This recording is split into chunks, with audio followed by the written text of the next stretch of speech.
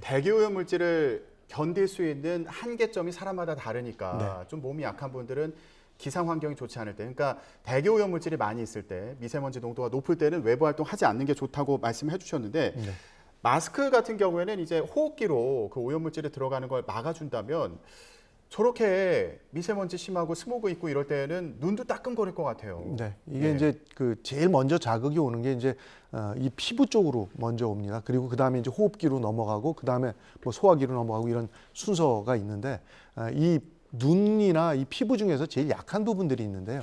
이 얼굴 같은 데는 각질이라는 것들이 보호 기능들이 있지만 눈의 점막이라든가 호흡기 안에 이 기도화 같은 것들을 형성하고 있는 부위는 바로 그냥 점막이라는 걸로 자극이 갑니다. 그러니까 결국 보호 기능이 급격히 떨어져 있는 피부 부위다 보니까 우리 피부 중에서 가장 민감하게 먼저 반응을 하거나 먼저 피해가 일어나는 부위가 눈이나 기관지 쪽의 점막과 같은 것들이 가장 먼저 그 증상들을 나타내서 우리가 예를 들어 대기오염 물질이 심한 데 가면 기침을 하거나 뭐 재채기를 하거나 가래가 생기는 현상과 같은 것들이 사실은 우리 몸의 면역 체계 반응들입니다. 이것들이 나쁜 것들이 왔기 때문에 우리 몸에서 바로 일으키는 증상들이라고 이해를 하시면 됩니다. 예.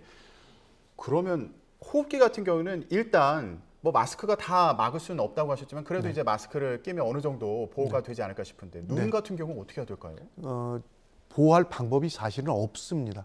그래서 사실은 눈이나 이 피부 쪽으로 가는 것들에 대해서는 사실은 최소한의 노출을 시키시고 외출을 했다거나 이런 경우 이후에는 빠르게 세척을 해주시는 것이 가장 좋은 방법입니다. 그래서 털거나 샤워 같은 것들을 통해서 닦아주시는 일들이 그나마 피부에 미치는 영향들을 조금이라도 줄이는 방법 중에 한 가지입니다.